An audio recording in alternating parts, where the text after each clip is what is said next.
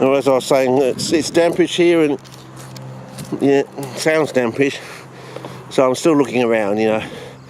Oh yes, it's quite damp here. So it's damper than it was last year when we came. I think we came, I can't remember when we came now. You're going to have to look up the, usually now when I put the clips up, because it's so quick, you know, like a 4-minute video will take me 4 seconds to upload, you know. I know, it's crazy. If my photographs on Facebook, it's just crazy. I tap the button, in a few seconds I've got hundreds of photographs up there, you know. And apparently, I was talking to my son, you know, people in Europe have been having this sort of experience for, you know, since the middle 90s or something, you know. They've had 1080p and all that, and so it's getting to the stage where we're going to drag our politicians out of the Parliament House, put them up against the wall, and we're probably going to shoot them in the ball sack, because we want to see them suffer like we've suffered for the last 25 years, you know.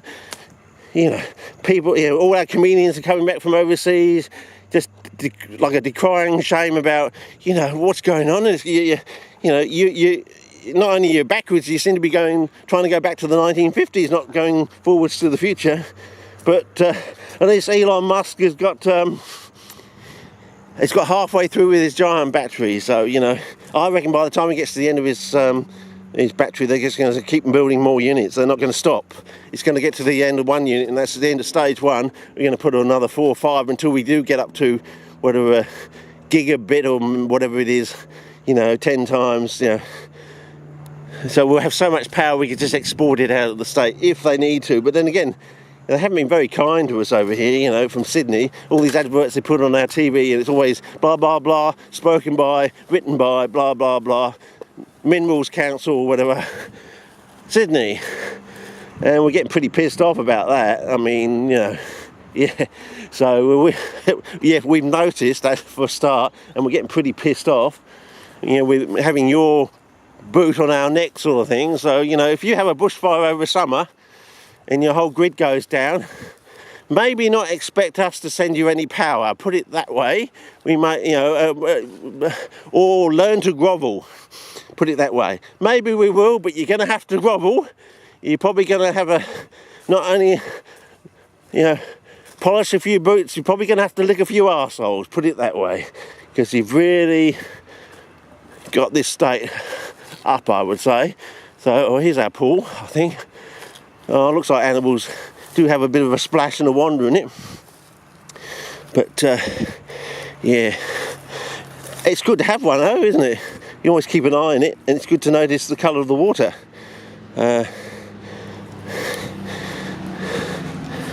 So, yeah, it's a gas bagging day, I think. A bit of a rant day today, fellas, you know.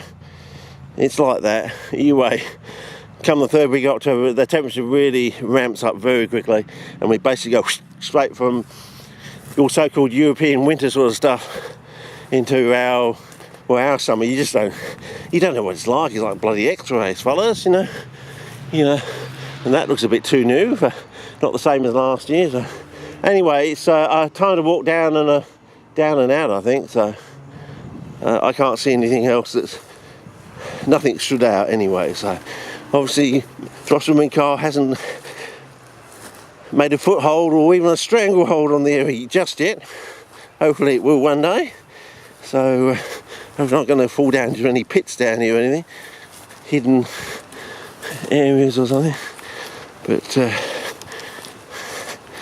anyway, I'll just walk down and across through and up and along to the known MINKARRA site. We stumbled across by accident. Oh gee, was it 2012? That's 5 years ago, half a decade ago now. Yeah, and in the same year, the old flowering someone who works here in South Australia happened to discover something similar, if not the same, I don't know, on a roadside in WA, you know, after exploring the bush for, what, 50 years or so or more? Yeah, right, yeah. That's a bit of a lend, a bit of a long bow to draw that one, isn't it, you know? Look at the date. Did he discover it before you discovered it, or was it the same year but after you put your stuff off the line? Yeah.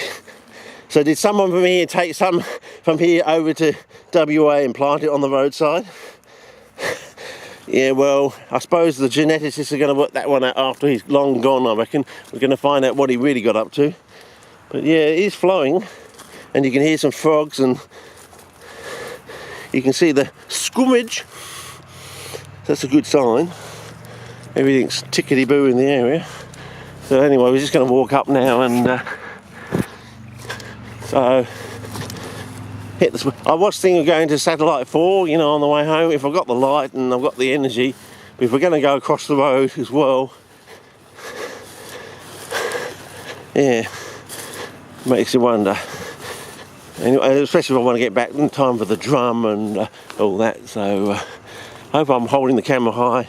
I noticed in a few clips from last week I was tending to slash a bit, but then again, my fitness hasn't been, you know, basically it's been in, you know, on the couch basically for 3 months, just writing off the whole season basically.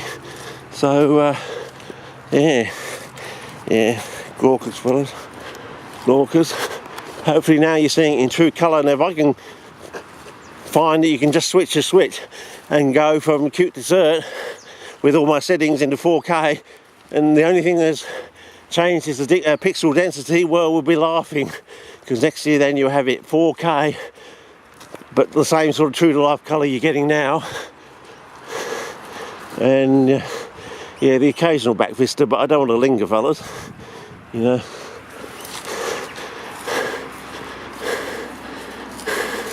Because I think people are going to get a rude shock when the already they've calculated if the yes vote comes back by Tuesday with certain percentages, there's no way the no vote can win. It's statistically impossible for the no people to get enough no's, so we might get a few ranklings, you know, a bit of election fraud or something like that.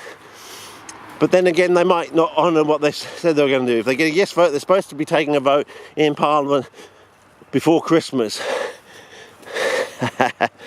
And I reckon that might be the trigger for, you know, some of the cockies getting in their tractors and driving down to Canberra and hauling some of these people out by the scruff of their neck and putting them up against the wall. You know, oi, this is your job and you made me do it. We pay you to do this and you got me to do it.